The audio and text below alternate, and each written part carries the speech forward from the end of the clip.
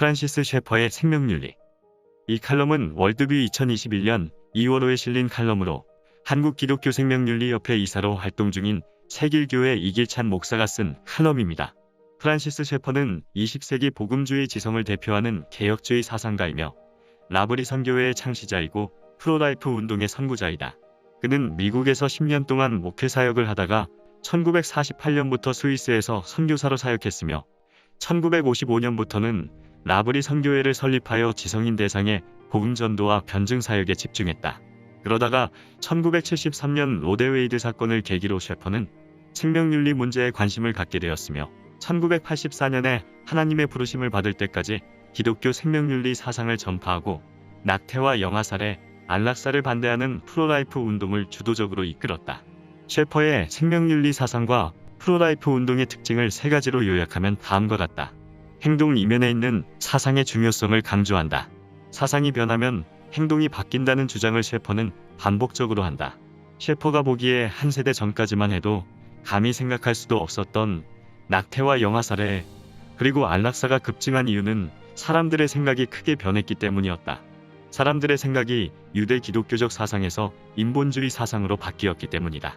인본주의 사상은 유한한 인간의 이성을 만물의 척도로 삼기 때문에 절대적인 기준을 잃어버리고 윤리적 상대주의에 빠졌다. 윤리적 상대주의를 기반으로 할 때 낙태와 영아살해와 안락사를 죄로 규정할 수도 없고 비판할 수도 없다. 또한 인본주의 사상은 인간을 우연한 존재로 보고 그저 물질에 불과한 존재로 보는 유물론에 빠졌다. 유물론적 인간관에 의하면 인간은 물질에 불과하므로 그의 생명을 보호할 가치도 없고 그를 존엄하고 고귀하게 대우할 이유도 없다. 사상의 변화가 행동의 변화를 가져왔기 때문에 해답은 어떤 면에서 의외로 간단하고 쉽다. 다시 유대, 기독교적 사상으로 돌아가면 된다. 삶의 통합점이며 도덕의 절대적 기준이신 하나님께로 돌아가 그분을 믿으며 그분의 말씀과 규범대로 살면 된다.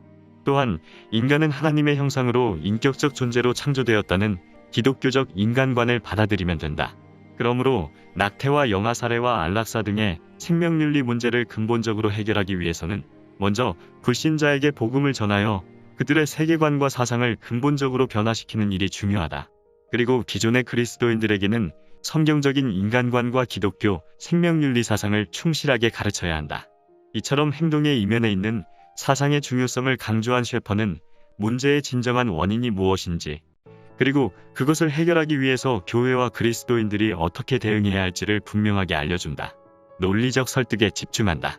왜 낙태와 영아살해와 안락사를 반대해야 하는가? 왜 이런 행동이 잘못인가? 이런 물음에 대해 셰퍼는 종교적이고 윤리적인 관점에서 답하기보다는 주로 논리적인 관점에서 답한다. 왜냐하면 비기독교인들을 설득하기 위해서는 종교적이거나 윤리적인 토대 위에서 설득하기보다는 논리적인 토대 위에서 설득하는 것이 더 효과적이기 때문이다. 즉 셰퍼는 낙태와 영아살해와 안락사를 찬성하는 사람들을 설득하되 논리적인 이유에 근거해서 그런 일들이 잘못임을 말한다. 셰퍼가 낙태와 영아살해와 안락사를 반대하는 논리적인 이유는 크게 두 가지다. 첫째, 낙태와 영아살해와 안락사를 찬성하거나 이런 일들을 실행하는 행동 안에는 자체적으로 여러 가지 모순이 있다. 예를 들어 조선아와 미숙아를 살리기 위해서 적극적인 노력을 하면서도 정상적인 태아를 낙태시킨다는 것은 논리적인 모순이다. 선천성 장애를 가진 채 태어난 아기는 살해하면서도 더 심한 장애를 가지고 살아가는 성인 장애자들을 적극적으로 돌보며 그들에게 각종 편의시설을 제공한다는 것은 역시 논리적인 모순이다. 똑같은 사람인데 어떤 사람은 살리고 어떤 사람은 죽이는 것은 임의적인 결정이며 논리적으로 정당화될 수 없다.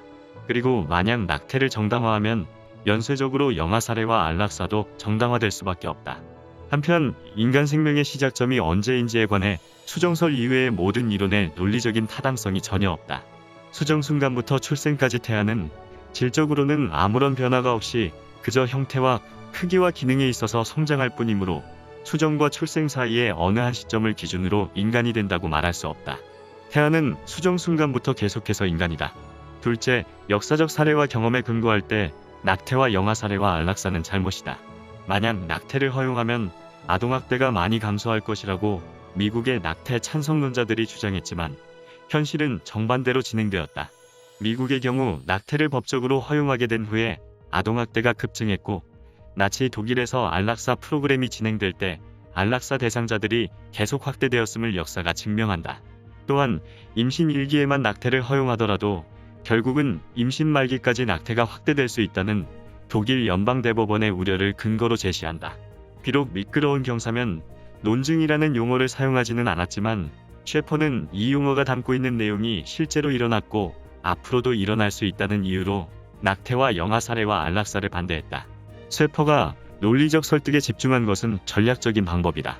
만약 윤리와 종교의 차원에서만 낙태와 영아 살해와 안락사를 반대했다면 설득력이 약했을 것이다.